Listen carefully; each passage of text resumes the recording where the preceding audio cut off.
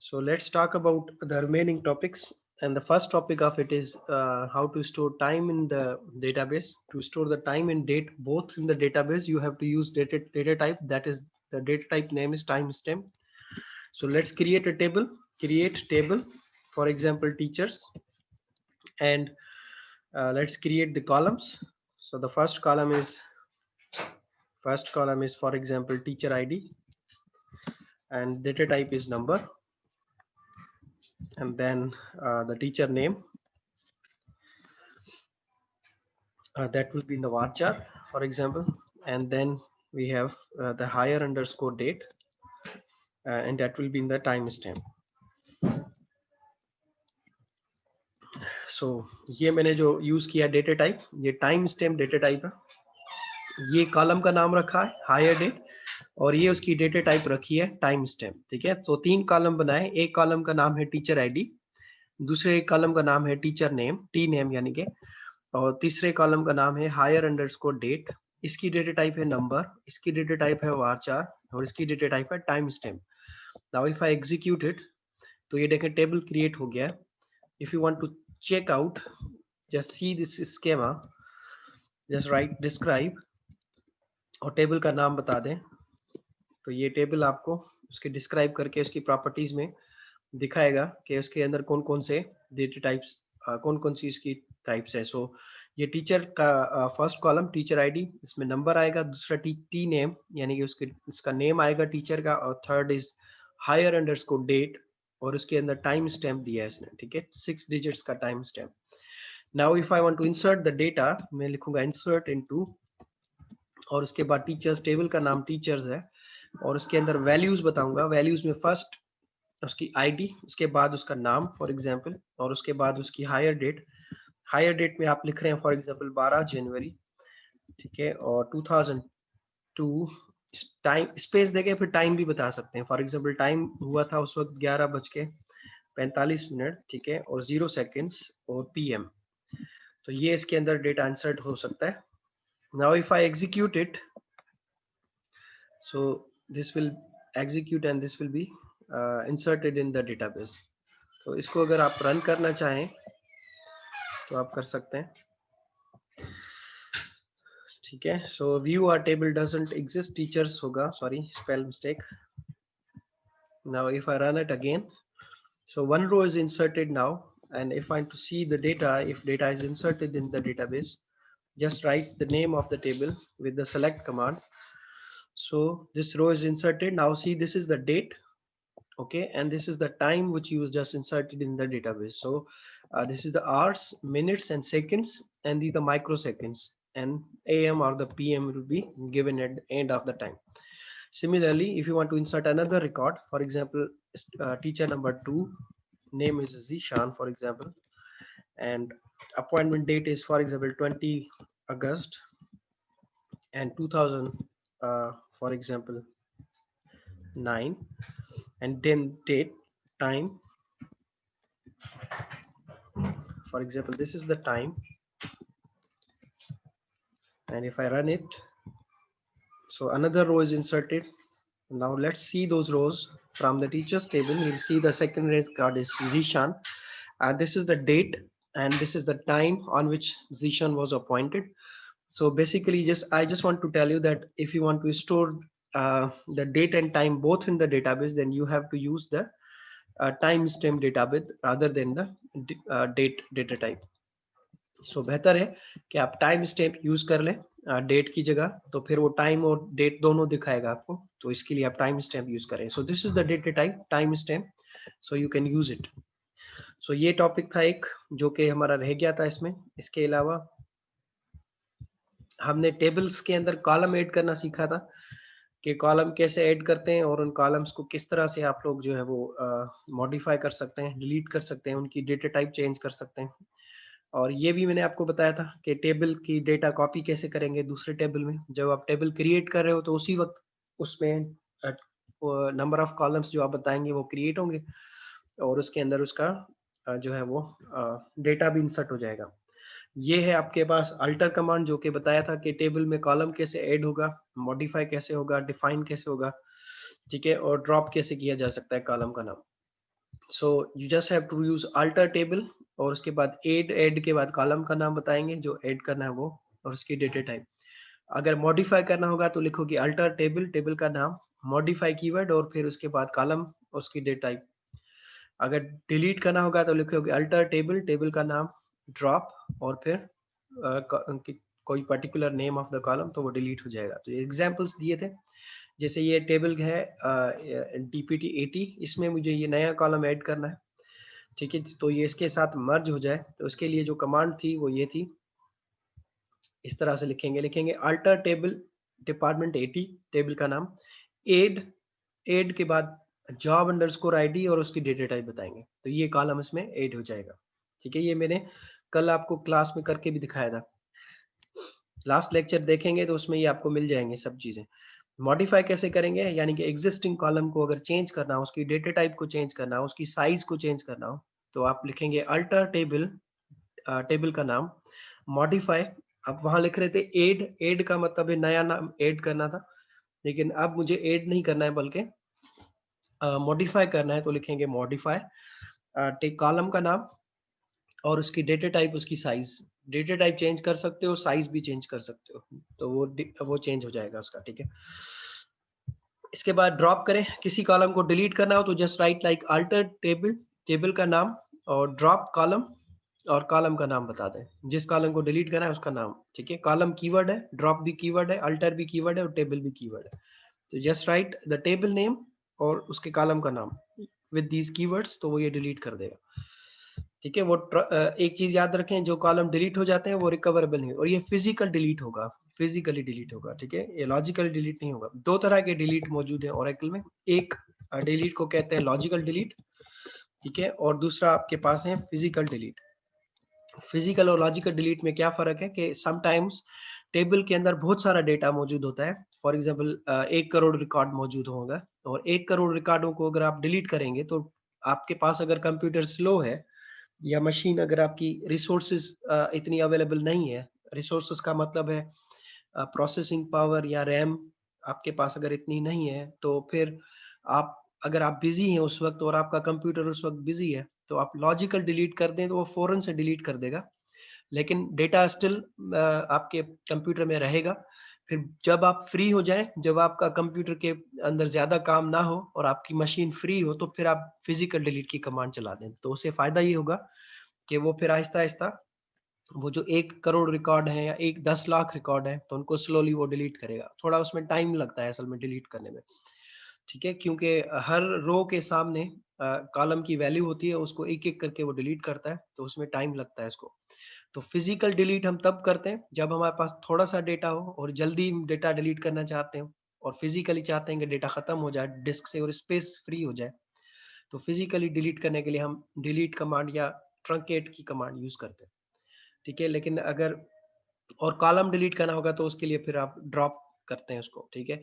लेकिन अगर logical delete करना हो तो उससे क्या करेंगे कि आपका जो डेटा होगा वो डिलीट तो आपको नजर नहीं आएगा जब आप उस क्यूरी को चलाएंगे, सेलेक्ट की क्यूरी को, लेकिन वो फिजिकली डिलीट हो हुआ नहीं होगा, वो बाद में जब आप फ्री हो तो फिर उसको डिलीट कर लें। तो उसके लिए आप यूज करते हैं ये कीवर्ड जिसका नाम है सेट अनयूज्ड। सेट अनयूज्ड उसको लॉजिकली डिलीट कर देता है। लॉजिकली डिलीट का मतलब कि वो आपको नजर नहीं आएगा, वो चला गया होगा, डिलीट हो चुका होगा समझ लें, लेकिन फिजिकली डेटा अवेलेबल होगा अभी भी आपके कंप्यूटर में। बाद में जब आप उसको डिलीट करना चाहेंगे फिजिकली, तो फिर आप फिजिकली इसको डिलीट कर दें।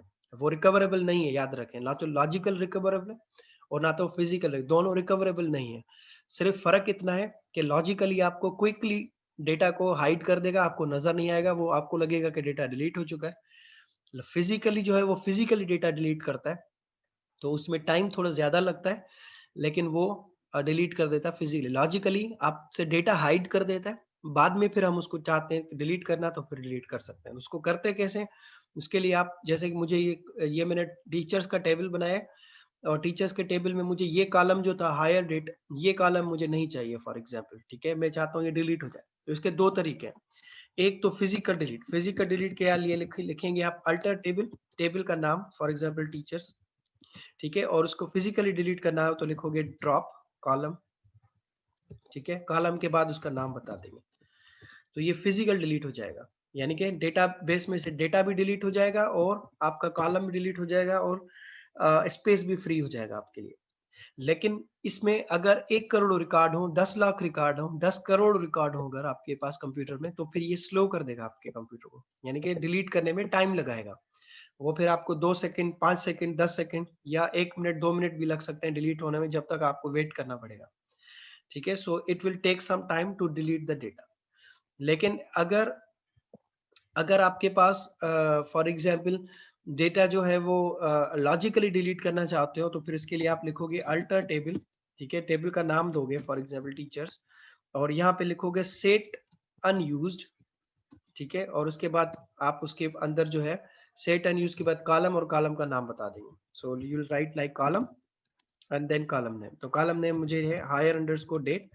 तो ये लॉजिकल डिलीट है। ठीक है, इसको मैं इसके सामने लिख रहा हूँ लॉजिकल डिलीट। ठीक है, और ये आपका फिजिकल डिलीट है, यानी कि इसमें दोनों में फर्क इतना सा है, फर्क इतना सा है कि ये डेटा डिलीट कर देगा। ठीक है, कॉलम डिलीट कर देगा और this is going to be permanent. ठीक है, और ये उसी वक्त डिलीट करेगा जिस वक्त आपने ये क्यूरी चलाई। ये आपकी डेटा को हाइड कर देगा, आपके कॉलम को, आपका कॉलम आपको नजर नहीं आएगा। डेटा आपका जो है वो समझेंगे कि डिलीट हो चुका है, लेकिन एक्चुअली डेटा अभी भी आपके सर्वर पर रहेगा। तब डिलीट होगा जब आप उसके ऊपर ड्रॉप की कमांड चलाएंगे बाद में। फिलहाल वो आपको हाइड कर देगा, आपके पास वो डेटा आपको नजर नहीं आएगा।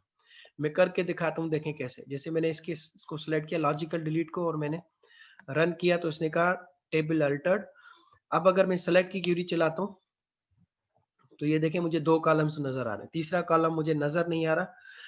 नजर नहीं आने का मतलब है कि ये लॉजिकली डिलीट हो गया है। ठीक है, लेकिन कंप्यूटर में डेटा अभी भी होगा मेरे, क्योंकि सर्वर मेरा कंप्यूटर ही है, लैपटॉप ही है, तो इसमें अभी तक डेटा मौजूद रहेगा और ये फिजिकली डिलीट नहीं हुआ होगा।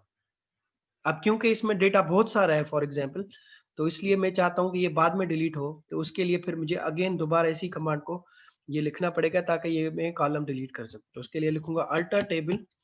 ठीक है, टेबल का नाम, और उसके बाद मैं लिखूंगा delete drop column unused columns. ठीक है, अनयूज्ड कॉलम्स ये लिखेंगे और उसके बाद आप इस कमांड को रन करेंगे, तो ये आपके पास जो अनयूज्ड कॉलम्स हैं जिनको आपने अनयूज बना दिया था, यानी कि लॉजिकली डिलीट कर दिया था, उनको फिजिकली डिलीट कर देगा। ठीक है, फिलहाल ये फिजिकली डिलीटेड नहीं है।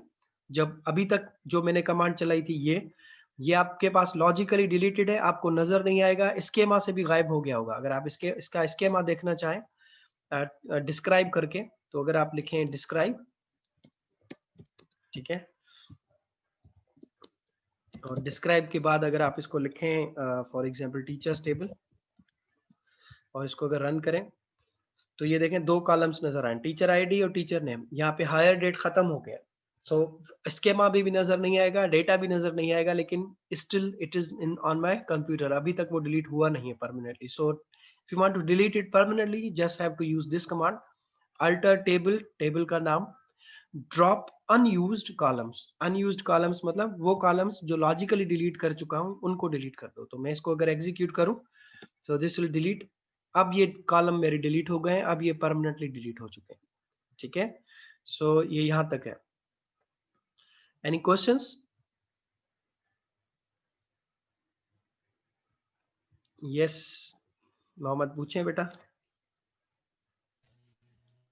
सर ये जो अभी आपने किया था सेट अनयूज्ड करके, सर ये तो हाइड हो गया था सर। अगर हम वापस से ये चीज़ें हमें चाहिए होती है, जैसे अनहाइड करना हो, तो सर हम उसके लिए क्या करेंगे? और दूसरी बात ये है कि सर ये जब हाइड होता है तो ये कहाँ पे चले जाता है? ये हमारे सर्वर में किस पोजीशन में जाता है? ओके, सो नाउ क्वेश्चन इनका ये है कि जब आप इसको हाइड करते हो तो ये कहाँ चला जाता है और क्या हम उसको वापस लेकर आ सकते हैं? तो सबसे पहले तो ये लॉजिकल डिलीट है, हाइड नहीं है। ठीक है, इट इज लॉजिकल डिलीट। इसके लिए मैंने लिखा भी हुआ यहाँ पे लॉजिकल डिलीट। लॉजिकल डिलीट का मतलब ये है कि ये डिलीट हो चुका है, ये वापस नहीं आ सकता, तो इसको आप अनहाइड नहीं कर सकते हो। ठीक है, ये हाइड मैंने सिर्फ इसलिए कहा है कि आपको नजर नहीं आता, लेकिन ये डिलीट हो चुका होता है, लॉजिकली डिलीट हो चुका होता है, यानी कि स्केमा से इसको हटा दिया जाता है, इसके ऊपर एक चेक लगा दिया जाता है कि ये कॉलम अब आपके काम का नहीं है और अब आप इसको डिलीट करना चाहते हैं। क्योंकि बहुत सारा डेटा होता है तो इसलिए हम लोग लॉजिकली डिलीट करते हैं ताकि क्विकली डिलीट हो जाए। क्विकली डिलीट होने का मतलब है कि मेरे स्कीमा से भी गायब हो जाए और मुझे ये कॉलम नहीं चाहिए, मुझे नजर ना आए। लेकिन एक्चुअली मैंने इसको डिलीट किया है, मैंने इसको हाइड नहीं किया है, ठीक है, लेकिन लॉजिकली डिलीट किया है ताकि क्विकली मुझे डेटा मेरे पास से ये गायब हो जाए और ये मुझे नजर ना आए। फिजिकली डिलीट बाद में होगा जब मैं फ्री हूँगा, जब मेरी मशीन फ्री होगी, मेरे पास टाइम होगा, जब मैं चाहता हूँ कि अब बेशक ये थोड़ा टाइम ले ले डिलीट करने में, तब फिर मैं फिजिकल कमांड चलाऊंगा ये वाली। तो ये लॉजिकल जितने भी डिलीटेड कॉलम्स होंगे ये बाद में डिलीट हो जाते हैं। ये कहाँ चले जाता है? ये जाता है वहां पर, ये ओरेकल का जो इंजन है उसका जो हमारे पास वर्क स्पेस है वहीं पर ये रहता है, ठीक है, ये कहीं चला नहीं जाता, वहीं होता है। बस इसको स्केमा से और रेफरेंसिंग इसकी खत्म कर दी जाती है ताकि यूजर इसको देख ना सके, यानी कि सेलेक्ट की कमांड इसको रीड ना कर सके और डिस्क्राइब के थ्रू आप इसको स्केमा में आप देख ना सकें, ठीक है। तो वहां से इनको हटा दिया जाता है, यानी कि इसकी प्रॉपर्टीज को या मेटा डेटा को जब आप कह लें कि वहां से इसको हटा दिया जाता है ताकि यूजर इसको सिलेक्ट ना कर सके, देख ना सके। बाकी असल में फिजिकली ये हार्ड डिस्क के ऊपर ही होता है, आपके जो सर्वर है उसके ऊपर ही रहता है, लेकिन रीडेबल नहीं रहता, ठीक है, यानी कि वो उसको सेलेक्ट करके देख नहीं सकता, इंसर्ट नहीं कर सकता, उसको डिलीट नहीं कर सकता, चेंज नहीं कर सकता। बाकी उस कॉलम को ड्रॉप कर सकता है directly by using this command, ठीक है। Alter table teachers drop unused column, drop कर दें अनयूज्ड कॉलम्स को। So it's not hide, it's delete, logical delete, ठीक है। यस। सर सपोज करें अगर हम लोग ये इसी तरह ही मतलब डिलीटिएशन कर रहे होते हैं लॉजिकली, ठीक है, लेकिन अगर सपोज करें हमारे पास 100 बंदों का डेटा है, उसमें से हमें 95 डेटा तो हमें डिलीट करनी थी, लेकिन 5% ऐसे होते हैं सर जिनको मतलब 5 का जो है ना हमें डेटा वापस लेकर आना हो, सपोज करें हमें गलती से डिलीट हो जाए, तो सर उस सूरत में सर हम लोग मतलब ये लॉजिकल डेटा कहाँ से हासिल करेंगे? ये जो लॉजिकल डिलीटेशन होगी तो उसका तो सर कुछ ना कुछ तो होगा ना सर, जो हम नहीं, लोग ऐसा कुछ भी नहीं है। इंजन से जाकर। ओरेकल में या डेटाबेस का रूल है कि अगर आपने किसी कॉलम को डिलीट कर दिया तो that column is not recoverable, याद रखें। उसके लिए फिर या तो आपके पास बैकअप होना चाहिए या आपने उसको एक्सपोर्ट करके कहीं पे रखा हुआ हो, उसका बैकअप बनाया हुआ हो, तो वहां से रिकवर हो सकता है। अदरवाइज ओरेकल के पास ऐसा कोई तरीका नहीं है कि वो आपको रिकवर करके दे डायरेक्टली, ठीक है। वो डिलीट हो गया कॉलम, यानी कि अब मैंने जब आपको पढ़ाया था ड्रॉप की कमांड, तो मैंने आपको सबसे पहले यही कहा था कि it's very dangerous command, be careful, ठीक है। एक यस सर। कमांड, दूसरा ये और तीसरा ये हम्म। तीनों कमांड्स जो है ना, ये these are very dangerous commands, ठीक है। वंस ये आपने एग्जीक्यूट कर दी तो समझ लें कि अब बाल आपके कोर्ट से निकल चुका है, अब आपके हाथ में नहीं है रिकवर करना है इसको। सिर्फ ओनली रिकवरेबल ऑप्शन इज कि आपके पास बैकअप मौजूद हो, वहां से रिस्टोर हो सकते हैं, अदरवाइज नहीं। बाकी अगर आपके पास रिकॉर्ड्स में से आप जैसे आप कह रहे थे 100 स्टूडेंट्स है, उसमें से 75 को डिलीट करना था या 80 को डिलीट करना था, तो वो फिर कॉलम डिलीट नहीं होगा, वो फिर रोज डिलीट होंगी, ठीक है। रोज के अंदर अपडेट की कमांड चलेगी और उन कॉलम्स की वैल्यूज को नल किया जाएगा, यानी कि डिलीट किया जाएगा। बाकी जिन कॉलम्स की वैल्यू को छोड़ना है, जिन रोज को आपने छोड़ देना है, वहां पे नल नहीं करना है आपने। वो कॉलम ड्रॉप नहीं कहेंगे इसको, उसको कहेंगे कि आप रो को अपडेट करना चाह रहे हैं, तो वो कॉलम की पर्टिकुलर रोज अपडेट हो जाएंगी जिनको आप चाहते थे अपडेट करना। सर अपडेट करना नहीं चाहता था मैं, लेकिन सपोज करें कि हमने एक टेबल जो बनाया हुआ था पहले ही, ठीक है, लेकिन हमें जो है ना टेबल अभी चेंज करना है, तो उसमें से 80 के स्टूडेंट्स को निकाल देना है। अब टेबल चेंज हो रहा है, तो उनमें से जो शिफ्टिंग है ना सिर्फ और सिर्फ 20 बंदों की करनी थी, लेकिन 80 को हटाना था। अब टेबल तो डिलीट हो गया हमसे गलती से, तो सर उस सूरत की बात कर रहा था मैं। और नहीं है लेकिन ना, आपने ऐसा कहा है कि कोई ऑप्शन ड्रॉप, नहीं। बेटा और ऐसा सर कोई आपने ऑप्शन कहा था नहीं ना। है। सुने सुने, ऐसा कोई ऑप्शन नहीं है कि आपकी गलती हो गई तो अब आप गलती हो गई तो उसका तो फिर you have to use the backup, वहां से रिस्टोर कर लें। बाकी इसका कोई तरीका नहीं है। ओरेकल में डेटाबेस के ऊपर जब सर्वर पे काम कर रहे हो तो फिर गलती की गुंजाइश नहीं होती है, हम्म। ठीक है। ठीक है sir. Okay okay, so you have to be very careful while using these commands. दोबारा रिपीट कर रहा हूँ अगेन, इनकी जैसे ये कह रहा था गलती में हो जाएगा, तो गलती भाई इसमें ऑप्शन नहीं है। So be careful while using these commands, please be careful. Again दोबारा रिपीट कर रहा हूँ, डिलीट, ड्रॉप और ट्रंकेट, इनको अगर आपने चला दिया वंस तो फिर आपके पास कोई ऑप्शन नहीं है कि आप डेटा को वापस ला सकें। ओनली ऑप्शन इज कि अगर आपके पास बैकअप अवेलेबल है तो फिर आपके पास डेटा रिकवरेबल हो जाएगा इसके थ्रू। बाकी आपने अगर कमांड चला दी तो data is gone, now no option to recover it, ठीक है। So as a database administrator आप लोग इस तरह की मिस्टेक्स नहीं करते हैं। कभी भी डेटा को अगर आपको लगता है कि ये डेटा आपके काम का नहीं है, तो आप क्या करते हैं, डिलीट करने से पहले उसका बैकअप बनाते हैं, बैकअप बना के रखते हैं, उसके बाद डिलीट कर देते हैं उसको। कभी भी अगर आपको उस डेटा को दोबारा जरूरत पड़ता है तो बैकअप से रिस्टोर हो सके, इसलिए उसका बैकअप रखा जाता है। सबसे पहली चीज तो यह कि डेटाबेस में से डेटा हम डिलीट करते नहीं है नॉर्मली। डेटा अगर चाहिए होता है हमें, अगर बिल्कुल भी जरूरत में नहीं है और हमें डिलीट करना ही है, तो पहले बैकअप बनाया जाएगा, उसके बाद डिलीट किया जाएगा। ये रूल है, ठीक है। लेकिन अगर आपने बगैर बैकअप बनाए और विदाउट सोचे समझे आपने कमांड चला दी है, तो फिर तो वो आपकी गलती है, उसके लिए तो फिर यू हैव टू सफर। उसके बाद ये दो तरह के डिलीट, पूरी टेबल को अगर डिलीट कर दिया, इट्स वेरी डेंजरस। ये पढ़े लिखा है, all data and structure of table is deleted, ठीक है। Any pending transaction are committed, अगर कोई ट्रांजेक्शन एग्जीक्यूशन में होंगी तो वो पहले चल जाएंगी, उसके बाद डिलीट हो जाएगा। ऑल इंडेक्सेस आर ड्रॉप्ड, कोई भी primary keys, foreign keys, indexes कोई भी होंगे डिलीट हो जाएंगे। You can not roll back, देखिए मैं कह रहा था कि कोई चीज वापस नहीं होगी फिर। सो you can not roll back the drop statement. अगर आपने ड्रॉप कमांड चला दी तो उसमें रोल बैक का ऑप्शन ही नहीं है, वापस नहीं जा सकते आप उसमें, ठीक है। सो ये इट्स वेरी डेंजरस क्यूरी। उसके बाद टेबल को रीनेम करना अभी सिखाया था। रीनेम, टेबल का पुराना नाम टू के बाद नया नाम, ये रीनेम करने का तरीका था। और ट्रंकेट, ट्रंकेट जो है ना ये डिलीट ही करता है रोज को। दो तरह की तरीके हैं टेबल में से डेटा डिलीट करने के लिए, दिखाता हूँ। देखें मैंने लिखा सेलेक्ट स्टेरिक फ्रॉम टीचर्स, और इसके अंदर अगर मैं रन करूं तो एक तो ये दो रो पड़ी हुई है इसमें। I want to delete all the rows, ठीक है, या कोई स्पेसिफिक रो डिलीट करनी है तो मैं लिखूंगा डिलीट फ्रॉम, एक रो को डिलीट करना है किसी को भी तो डिलीट फ्रॉम टीचर्स, ठीक है। और मैंने लिखा वेयर के बाद मैंने लिखा teacher underscore ID equals to मैं कौन से रो को डिलीट करना चाहता हूँ, इसको। तो मैंने लिखा टीचर आईडी 2 जहां पर हो वो डिलीट कर दो, तो ये डिलीट कर देगा इस रो को, ठीक है। अगर सब rows all to all row delete करनी हो तो मैं लिखूंगा select from teachers, sorry delete from teachers, और इसको रन करूं तो ये all to all row delete कर देगा, कंप्लीट जितनी भी रोज होंगी वो डिलीट हो जाएंगी, ठीक है।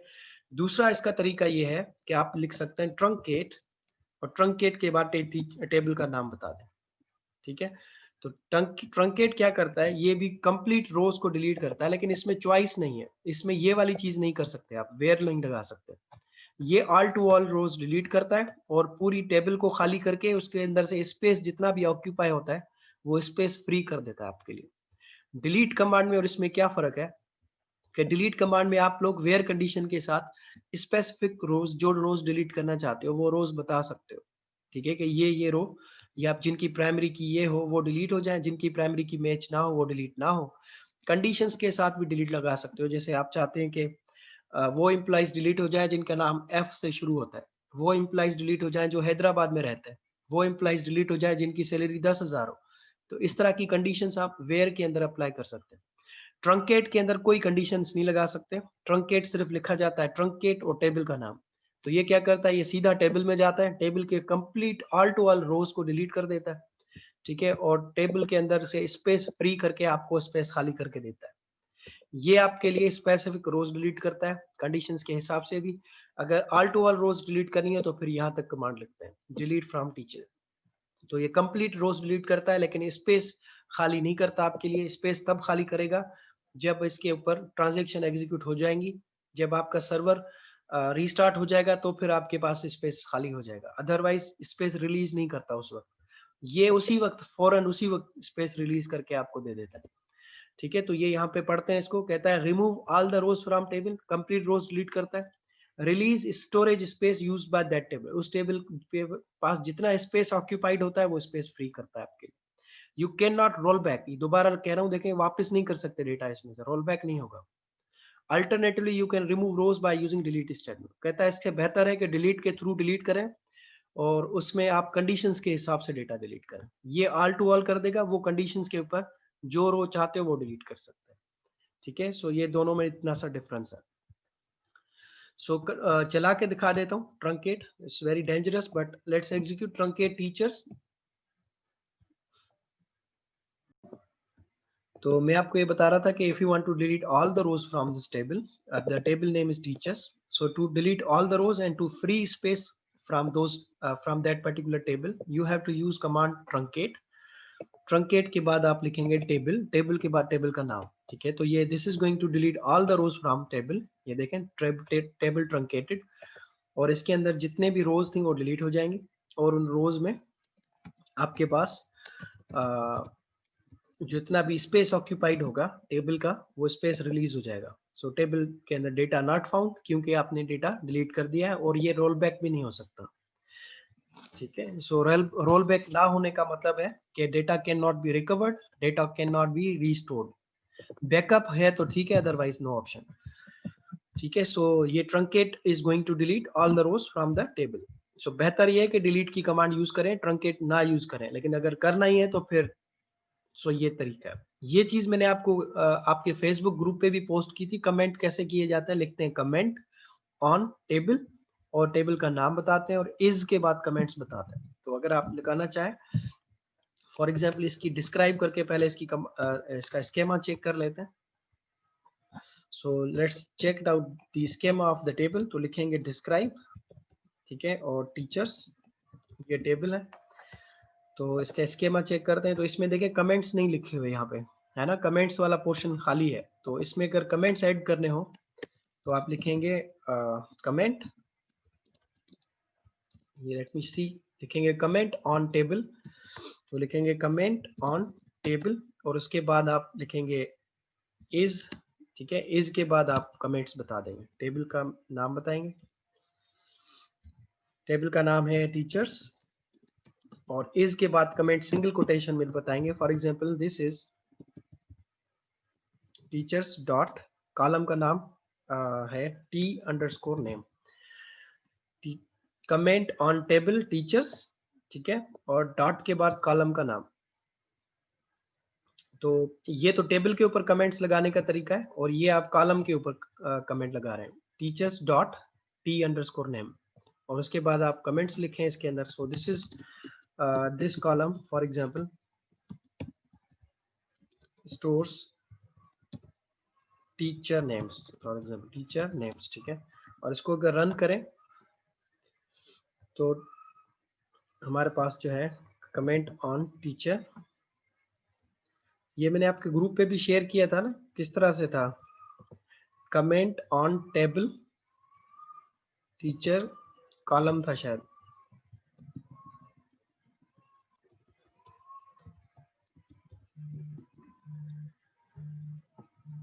यस। सो कॉलम लिखेंगे तो कॉलम के ऊपर अप्लाई हो जाएगा, और अगर टेबल के ऊपर कमेंट लगाने हो तो फिर आप सिंपल टेबल लिखेंगे। सो ये मैंने डिस्क्राइब किया। तो ये देखें, ये कमेंट मैंने अभी ऐड किए थे, तो these comments can be seen over here. So this is how you have to you can. Okay, so ये यहाँ तक कोई क्वेश्चंस है किसी को? Any questions please? चलें ठीक है, ये कमेंट्स लगाने का तरीका बता दिया है काइंडली। उसके अलावा ये स्लाइड्स में ये दिए हुए हैं कमेंट्स कैसे देख सकते हो सबके। तो all under comments underscore call underscore comments देखने हो तो इस तरह से लिखोगे, यूजर कॉल अंडरस्कोर कमेंट्स देखने हो तो इस तरह लिखोगे।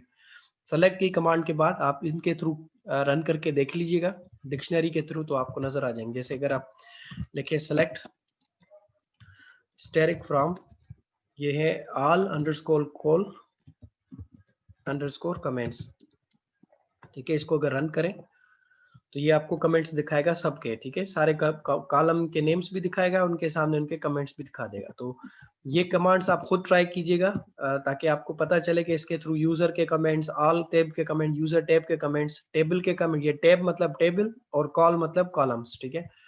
तो ये चेक कर लेना, इनमें अगर कोई क्वेश्चंस होंगे तो you can discuss with me in the next class. So that's it, ये चैप्टर खत्म हो गया। इसके अंदर हमने जो चीजें सीखी हैं उसमें सबसे पहले हमने सीखा टेबल कैसे बनता है, अल्टर कैसे किया जाता है टेबल को, ड्रॉप कैसे कर सकते हैं, डिलीट यानी कि रीनेम कैसे होगा, ट्रंकेट कैसे होगा, और कमेंट कैसे लगा सकते हैं। तो ये चीजें मैंने आपको पढ़ाई हैं, इनमें कोई क्वेश्चंस होंगे तो अभी पूछ सकते हैं, या फिर नेक्स्ट क्लास में आप मुझसे डिस्कस कर सकते हैं, ठीक है। Now I am going to start another chapter. Yes Ahmad, question है?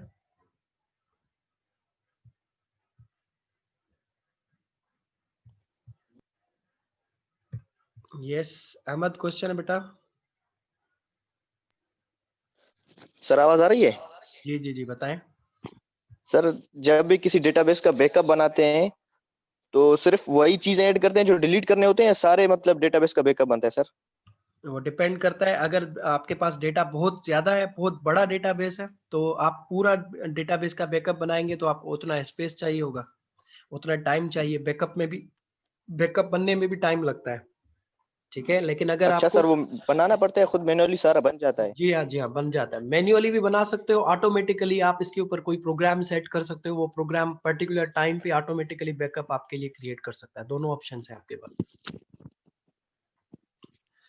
ठीक है, अच्छा नॉर्मली, सर, ये मिसाल के तौर पर बड़े बैंक्स होते हैं, यस, कंपनियां होते हैं सर, उनके ट्रांजैक्शन में अगर कोई प्रॉब्लम हो तो उनके पास हिस्ट्री कैसे आ जाता है, जबकि उनके डेटाबेस में चेंजिंग होती रहती है, वो हिस्ट्री कैसे उनके पास हो जाता है सर? उनके पास बैकअप होता है, उनके पास ट्रांजैक्शंस के अंदर काम होता है। ट्रांजैक्शंस एक डेटाबेस का कॉन्सेप्ट है, वो ट्रांजैक्शन वो पैसों वाली ट्रांजैक्शन नहीं है, डेटाबेस का एक कॉन्सेप्ट है, उसका नाम है ट्रांजैक्शन। ट्रांजैक्शन जो है वो क्यूरीज होती हैं, उसमें आप लोग जो क्यूरी चलाते हो, वो क्यूरीज का बाकायदा जो है ना वो उसके अंदर दो ऑप्शंस होते हैं, या तो क्यूरी सक्सेसफुल होगी तो कमिट का ऑप्शन चलेगा, अगर नॉट सक्सेसफुल होगी तो उसमें रोल बैक का ऑप्शन भी होता है, और उसका बैकअप भी क्रिएट होता है हर रोज आपका स्पेसिफिक टाइम पे, हो सकता है शाम में, हो सकता है रात में, और वो पूरे दिन का बैकअप क्रिएट करते हैं, अलग अलग नेम से उसको डेट वाइज सेव करते जाते हैं। तो उससे फायदा ये होता है उनको कि कभी भी अगर डेटा उनका क्रैश हो जाए, या उनके डेटाबेस में उनको डेटा के अंदर कोई डाउट हो जाए, तो वो प्रीवियस डेटा को उस डेटा से मैच करके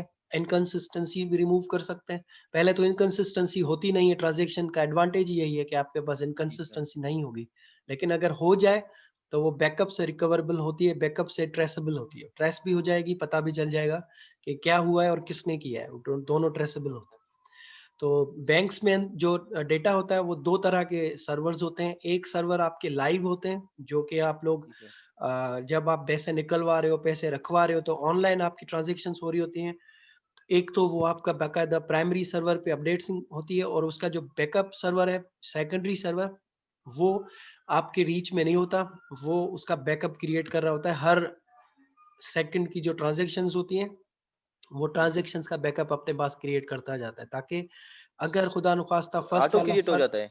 ऑटो क्रिएट नहीं होता, वो हमें बना के रखना होता है, उसके साथ पैरेलल सर्वर होता है वो। ठीक है, वो अगर जी sir. In case of emergency, या अगर हैक हो जाए, या उसको कोई क्रैश हो जाए, या उसमें कोई वायरस लग जाए, तो एटलीस्ट बैकअप सर्वर उनके पास मौजूद हो, ताकि डेटा उनका जो है वो रिकवरेबल हो और वो प्रोटेक्टेड हो। तो वो डेटा, वो सर्वर उनका जो है वो पैरेलल सर्वर होते हैं, और वो रीच में नहीं होता डायरेक्टली। अच्छा सर, ये जब हैकर्स अटैक करते हैं, प्रोग्राम में अटैक करते हैं या डेटाबेस में अटैक करते हैं? थ्रू प्रोग्रामिंग डेटाबेस में से डेटा निकालने की कोशिश करते हैं। ठीक है, थ्रू प्रोग्रामिंग, थ्रू स्क्रिप्टिंग, आपके या आपके जो सिक्योरिटी होल्स हैं, फॉर एग्जांपल ऑपरेटिंग सिस्टम के सिक्योरिटी होल्स हो सकते हैं, आपके जी सर। डेटाबेस जो आप सॉफ्टवेयर डेटाबेस का इस्तेमाल कर रहे हो, जैसे कि माइस्क्यूएल इस्तेमाल कर रहे हो, ओरेकल इस्तेमाल कर रहे हो, कोई जी और सर। सर्वर, उसमें अगर कोई सिक्योरिटी होल होगा तो वहां से डेटा हैक हो सकता है।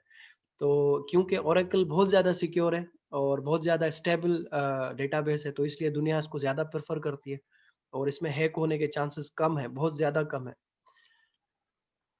जी। सर, ये जो ट्रांसफर वाला ऑप्शन होता है, अगर मिसाल के तौर पर हैकर इसे मल्टीप्लाई बाय 10 कर देता है या 100 कर देता है, जब मिसाल के तौर पर मैं ₹1 सेंड कर देता हूँ तो उसके पास ₹1000 सेंड होते हैं, तो सर उनको कैसे पता चलता है कि इस यूजर ने इतना किया था, इसके पास ये इतने जाने थे लेकिन इतने गए, उनको सर कैसे पता चल जाता है? नहीं, ऐसे होता नहीं है नॉर्मली, लेकिन अगर इस तरह होगा तो उसके पास ट्रांजैक्शंस की सूरत में एग्जीक्यूशंस होती हैं, और मैंने कहा वो ट्रांजैक्शंस बाकायदा उसका लॉग क्रिएट होता रहता है कि कौन से यूज़र ने अच्छा कब सर। ये ट्रांजैक्शन एग्जीक्यूट की थी, बाद में वो रिकवरेबल होती हैं। और दूसरा, उन जी, जी ट्रांजैक्शंस सर। को ट्रेस किया जा सकता है कि ट्रांजैक्शन किस यूज़र ने कौन से कंप्यूटर से की।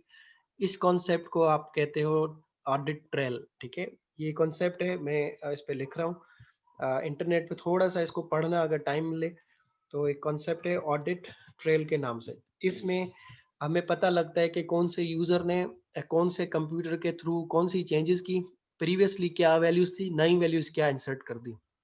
ठीक है, और ये ट्रेसेबल होती हैं बाकायदा। तो ये आप डेटाबेस में भी मैनेज कर सकते हो, प्रोग्रामिंग में भी मैनेज कर सकते हो, दोनों तरह से ट्रेसिंग होती है। तो हैकर इस तरह की पहली चीज तो ओरेकल में चांसेस बहुत कम होते हैं डेटा के हैक होने के, लेकिन इन केस अगर कोई स्क्रिप्ट इस तरह की या कोई इस तरह का प्रोग्राम चल जाए तो मोस्टली इसमें कसूर जो यूजर्स हैं उनका होता है, बिकॉज उनके पासवर्ड इतने वीक रखे हुए होते हैं और इतने इजी रखे होते हैं कि वो हैक हो जाते हैं। बाकी अगर आपका पासवर्ड कॉम्प्लेक्स रखा हुआ है तो इट्स नॉट पॉसिबल कि आप उसको हैक करके उसके अकाउंट में लॉगिन हो जाए। बहुत बहुत ही कम चांसेस हैं इसके।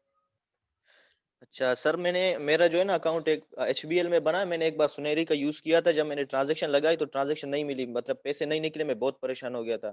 तो दूसरे दिन मेरे पास एक मैसेज आया था कि आपके पैसे नहीं निकले, तो वापस वो रिकवर हो गए। सर वो कैसे हो गया था सर? वो तो वही ट्रांजैक्शन का एडवांटेज है ना, मैंने कहा ना ट्रांजैक्शन अगर सक्सेसफुल होगी तो कमिट हो जाएगा, यानी कि परमानेंटली स्टोर हो जाएगा आपके रिकॉर्ड में। अगर नहीं हुई तो रोल बैक हो जाएगा। रोल बैक का मतलब यही है कि आपकी ट्रांजैक्शन आपने एग्जीक्यूट की, आपकी एटीएम ने पैसे काउंट किए लेकिन पैसे डिस्पैच नहीं हुए, आपको मिले नहीं तो वो ट्रांजैक्शन सक्सेसफुल नहीं कहलाएगी, वो कहलाएगा सही। वो नॉट सक्सेसफुल ट्रांजैक्शन थी, तो उसको रोल बैक कर देगा। सर्वर ऑटोमेटिक करता है ये चीज। ठीक ठीक सर, ठीक। ठीक है, ये सो बैकअप नहीं होती है ना सर?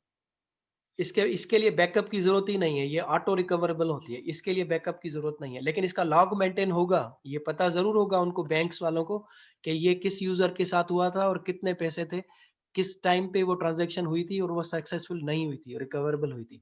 तो कंप्लीटली उनके पास रिकॉर्ड होगा इसका। चलो ठीक sir, thank you sir. Okay, so now हमारे पास 5 मिनट बचे हैं क्लास में, तो नया चैप्टर जो है वो इंट्रोडक्शन तो दे देता हूँ, थोड़ा सा पढ़ाता हूँ ताकि उसमें बेसिक्स आपको आ जाए। बाकी डिटेल की बहुत सारी चीज़ें इसमें रहती हैं जो कि प्रॉबली नेक्स्ट वीक हो सकेंगी अब, क्योंकि एक तो क्लासेस हमारे पास वीक में बहुत कम है इसके, और दूसरा टाइम इतना होता नहीं है क्लास का।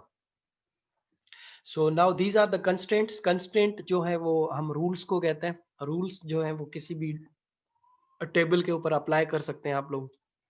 रूल्स के कुछ टाइप्स हैं। तो पहला रूल है प्राइमरी की। प्राइमरी की मतलब जैसे मैंने कहा कि टेबल के अंदर किसी भी रो को यूनिकली आइडेंटिफाई करने के लिए जो की होती है उसको प्राइमरी की कहा जाता है। जैसे आपके क्लास में आप लोगों को यूनिकली आइडेंटिफाई करने के लिए आपके रोल नंबर्स हैं, इसी तरह से पूरे पाकिस्तान में अगर लोग हैं, हम जितने भी पाकिस्तानी हम लोग रहते हैं, तो हमारे पास एक हमारा CNIC नंबर है। NIC नंबर से हमें यूनिकली आइडेंटिफाई कर देते हैं। यानी कि मैं कामरान जो हैदराबाद में रहता है, यानी कि मैं पूरे पाकिस्तान में मेरे पास जो मेरा नंबर है NIC नंबर, वो यूनिक है। मतलब पूरे पाकिस्तान में ये नंबर किसी और को नहीं मिलेगा। ठीक है, और कोई भी बंदा अगर मेरे NIC से मुझे सर्च करे तो पाकिस्तान में किसी भी जगह से वो मैं सर्च हो जाऊंगा और मेरा पूरा रिकॉर्ड उसके पास आ जाएगा। यानी मेरा फोन नंबर, मेरा एड्रेस, मेरा मेरा पूरा डेटा उसके पास आ सकता है अगर उसको अथॉरिटी है तो।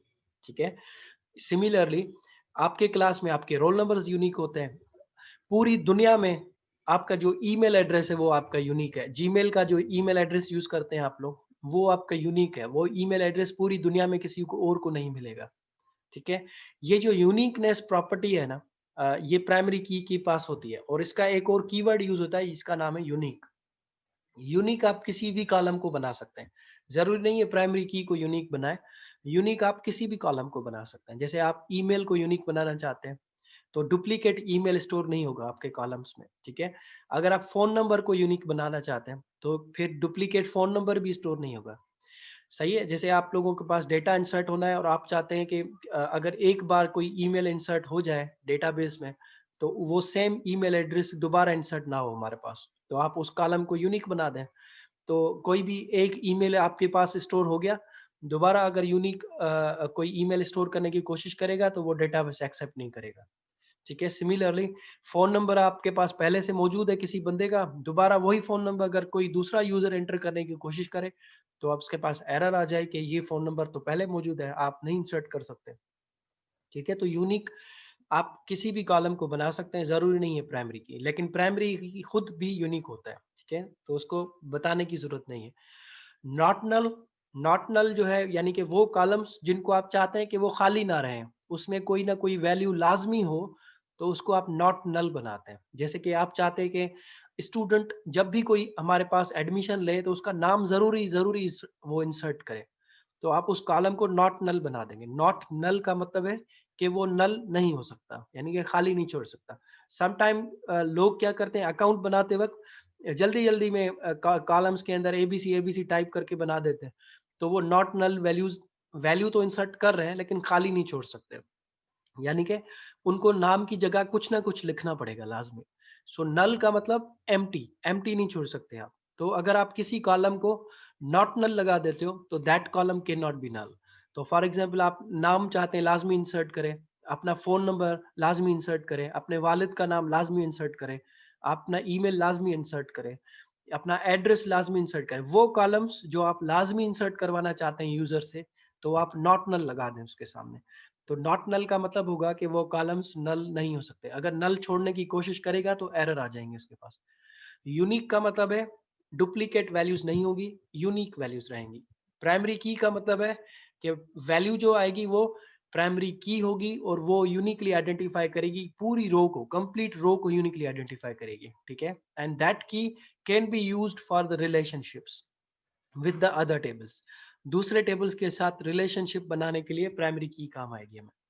फॉरेन की रिलेशनशिप्स बनाती है, प्राइमरी की और फॉरेन की मिलकर दो या दो से ज्यादा टेबल्स को रिलेशंस क्रिएट करने में हेल्प करते हैं, यानी कि कनेक्ट करवाते हैं, मिलाते हैं आपस में। तो एक टेबल है डिपार्टमेंट्स का, दूसरा टेबल है फॉर एग्जांपल स्टूडेंट्स का, and if you want to combine them you can use primary key and foreign key relationship. So primary key and foreign key relationships basically define करते हैं उनकी combine करने में, दो या दो से ज्यादा या तीन या चार टेबल्स को मिलाने के लिए आप प्राइमरी की फॉरेन की रिलेशनशिप्स क्रिएट करते हैं। चेक कीवर्ड के थ्रू एडिशनल कंस्ट्रेंट लगाए जाते हैं, जैसे कि आप चाहते हैं कि एज जो है वो 18 से ज्यादा हो, तो आप चेक लगा के ग्रेटर देन 18 लिखोगे अगर, तो वो एज जो होगी वो 18 से ज्यादा होगी। या चेक लगाते हो कि मार्क्स जो है वो 0 से बिलो ना हो, यानी कि किसी भी स्टूडेंट के मार्क्स 0 से कम ना हो, माइनस में किसी के भी मार्क्स नहीं होते, तो आप चेक लगा के उसके बाद लिखोगे marks greater than equals to 0, तो यानी कि 0 से अबव होने चाहिए या तो फिर 0 होने चाहिए, ठीक है। और आप दूसरा चेक लगाना चाहते हैं कि 100 से ज्यादा किसी के मार्क्स ना हो, तो आप लगा सकते हैं कि marks less than equal to 100, यानी कि 100 से कम हो सकते हैं, 100 के बराबर हो सकते हैं, लेकिन 100 से ज्यादा नहीं हो सकते। तो चेक के अंदर आप मल्टीपल कंडीशंस लगा सकते हैं, वो कंडीशन आपकी नीड के हिसाब से, जैसी नीड हो वैसा चेक लगा दे, तो वो उस तरह से चेक करता रहेगा आपके लिए।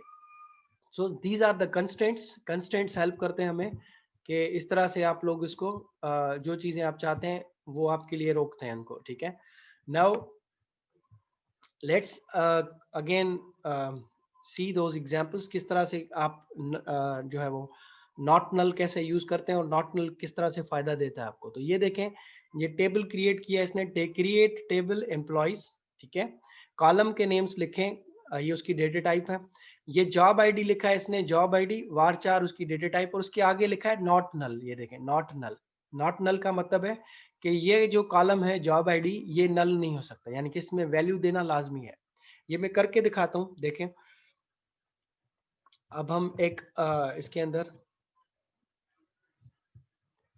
बस ये खत्म करते हैं जल्दी से, ताकि आई थिंक आपकी कोई दूसरी क्लास भी होगी, तो बस ये एक ही चीज करवाता हूँ, फिर बाकी नेक्स्ट क्लास में करेंगे। सो क्रिएट टेबल, ठीक है, और टेबल का नाम फॉर एग्जांपल std2, और उसके अंदर कॉलम्स बनाते हैं। तो पहला कॉलम इसमें बनाते हैं रोल नंबर, ठीक है, और इसको अगर प्राइमरी की बनाना हो तो आप इसके सामने लिखेंगे प्राइमरी, ठीक है, की, और इसको डेटा टाइप बता दें, तो डेटा टाइप इसकी मैंने रखी है नंबर। तो एक कंस्ट्रेंट तो इस तरह बनाया जाएगा जो कि मैं अभी बता रहा था आपको। तो ये इसकी साइज है, ठीक है, रोल नंबर उसका नाम है, और नंबर उसकी डेटा टाइप है, साइज उसकी 20 रखी है, 20 तो बहुत ज्यादा हो जाएगी, 3 कर देते हैं, और प्राइमरी की जो है उसको मैंने बनाया है। ये पहला कंस्ट्रेंट लगाना सिखाया है आपको, how to create a primary key, ठीक है। उसके बाद कॉलम दूसरे कॉलम का नाम रखना चाहते हैं first underscore name, f underscore name, ठीक है, और ये मैं फर्स्ट नेम चाहता हूँ कि ये वारचार हो और ये खाली ना हो, ठीक है, इसकी कोई ना कोई वैल्यू लाजमी इंसर्ट करे यूजर, तो स्पेस देके यहाँ लिखूंगा नॉट नल, ठीक है, स्पेस देके लिखूंगा नॉट नल। तो इसका मतलब होगा कि अगर मैं फर्स्ट नेम नहीं दूंगा तो ये मुझसे डेटा इंसर्ट नहीं करेगा, एरर दे देगा मुझे। तीसरा कॉलम बनाते हैं लास्ट नेम, ये नल छोड़ सकता है वो, ठीक है, और इसको मैं नॉट नल नहीं लिखता मैं, ठीक है, इसके साथ कुछ भी नहीं लिखता। उसके बाद ईमेल, ईमेल जो है एक और कॉलम बनाते हैं, और ये मैं चाहता हूँ कि ये यूनिक हो फॉर एग्जांपल, तो यूनिक कंस्ट्रेंट बाद में सिखाता हूँ, पहले यहाँ तक नॉट नल तक करते हैं। चले इसको एग्जीक्यूट करते हैं, लेट्स रन इट। तो ये देखें टेबल क्रिएट हो गया। अब इसमें इंसर्ट करके देखते हैं डेटा को कि क्या ये नॉट नल वैल्यू इंसर्ट करने के देता है मुझे या नहीं देता। तो इंसर्ट इनटू, टेबल का नाम है std2, इसमें पहली वैल्यू वैल्यूज, वैल्यूज के अंदर मैं लिखूंगा first value is roll number 1, ठीक है, स्टूडेंट का नाम है फॉर एग्जांपल अली, और उसका जो लास्ट नेम है वो फॉर एग्जांपल खान है। और ये मैंने इसको रन किया तो ये रन हो गया, ठीक है। अब अगर इसको मैं फॉर एग्जांपल ये जो अली अली है, ये देखें प्राइमरी की, ये जो है ना नॉट नल कॉलम है। नॉट नल का मतलब इसमें मुझे वैल्यू देना लाजमी है। अब अगर इसकी वैल्यू मैं नहीं देता, फॉर एग्जांपल इसको मैंने यहाँ पे खाली छोड़ दिया और यहाँ पे कॉलम बता रहा हूँ उसको ब्रैकेट में कि फर्स्ट कॉलम की वैल्यू दे रहा हूँ roll number, roll underscore number, और दूसरे कॉलम जो है उसकी वैल्यू जो दूंगा वो होगा एल नेम, यानी कि लास्ट नेम। फर्स्ट नेम की वैल्यू नहीं दे रहा मैं, यानी कि इसकी एफ अंडरस्कोर नेम की वैल्यू नहीं दे रहा मैं, और इसकी वैल्यू जो है वो 2 कर देते हैं ताकि प्राइमरी की वायलेशन ना हो।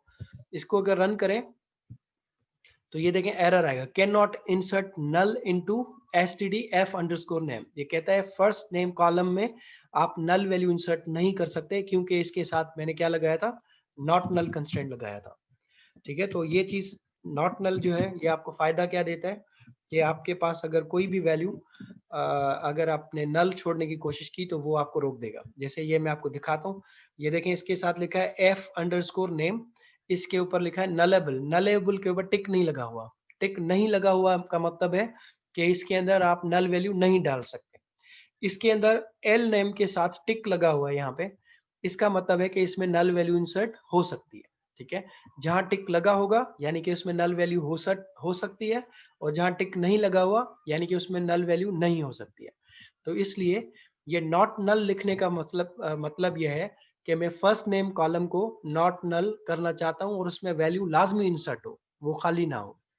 ये आप किसी भी कॉलम के साथ लगा सकते हैं नॉट नल, और वो नल नॉट नल कॉलम होने के बाद उसमें लाजमी वैल्यू इंसर्ट करनी पड़ेगी आपको, ठीक है। सो ये कंस्टेंट पहला कंस्टेंट है जो कि मैंने आपको अभी बताया, और ये इसके अंदर एग्जांपल में भी लिखा हुआ है, यहाँ से आप इसको चला के भी देखिएगा, ठीक है। नेक्स्ट क्लास में मैं आपको सिखाऊंगा how to create system named not null and auto created not null. दोनों चीजें आपको बता सकता हूँ, अभी भी करवा सकता हूँ ये चीज। फॉर एग्जांपल अगर आप इस कंस्ट्रेंट को कोई नाम देना चाहें तो इससे पहले इसको नाम दे दें ताकि बाद में ये कंस्ट्रेंट डिलीट भी हो सके। अगर नाम नहीं देंगे तो सिस्टम इसको ऑटोमेटिकली एक नाम दे देगा और वो सिस्टम का नेम होगा। लेकिन आप अगर अपनी तरफ से कोई नाम देना चाहें तो नॉट नल लिखने से पहले उसको कोई नाम दे दें, ठीक है। जैसे इसको नाम देना चाहता हूँ first name f underscore name underscore n का मतलब है not null, f underscore name underscore n space not null. तो ये जो है ना ये कंस्ट्रेंट का नाम है। तो इस नाम का फायदा क्या होगा कि बाद में अगर मुझे इस कंस्ट्रेंट को डिलीट करना है यानी कि फर्स्ट नेम से नॉट नल खत्म करना है अगर, तो मैं लिखूंगा अल्टर टेबल ड्रॉप कंस्ट्रेंट और ये नाम लिखूंगा इसका, ठीक है, f underscore name underscore n, तो ये नॉट नल हट जाएगा इसके साथ। तो उसके बाद फिर आप एफ नेम में नल वैल्यूज भी डाल सकते होंगे। तो ये अभी छोड़ देते हैं, नेक्स्ट क्लास में इसको डिटेल में डिस्कस करेंगे कि नेम्ड कंस्ट्रेंट और नॉट नेम्ड कंस्ट्रेंट्स क्या होते हैं, सिस्टम उनको ऑटोमेटिक नेम कैसे देता है, और यूजर अगर नेम देना चाहे तो वो कैसे देता है, और उन दोनों में क्या फर्क है। We will discuss that in the next class. So for now आपको जो प्रैक्टिस करनी है वो एक टेबल बनानी है, उसमें आपने मल्टीपल कॉलम्स क्रिएट करने हैं, कुछ कॉलम्स को नल रखना है और कुछ कॉलम्स को नॉट नल रख के चेक करना है, और फिर इंसर्ट की क्यूरी चला के उसको चेक करना कि क्या नॉट नल होने के बाद वैल्यू इंसर्ट हो सकती है उनमें या नहीं, ठीक है। उसके अलावा जो आज टॉपिक्स पढ़े हमने, ट्रंकेट का पढ़ा है, टाइम स्टैम्प का पढ़ा है, और उसके बाद हमने सेट अनयूज्ड का पढ़ा है, ठीक है, और फाइनली हमने कमेंट्स लगाना सीखा है। ये चीजें आज आपने करनी है, इनकी प्रैक्टिस। क्वेश्चंस वगैरह हो तो मुझसे आप लोग इधर पूछ लें, क्लास में पूछें, फेसबुक पे पूछ लें, या यूट्यूब पे कमेंट्स में पोस्ट कर दें, तो वहाँ पे भी मैं आपको आंसर कर सकता हूँ, ठीक है। सो चलें, see you in the next class. अगर कोई क्वेश्चंस है तो आप पूछ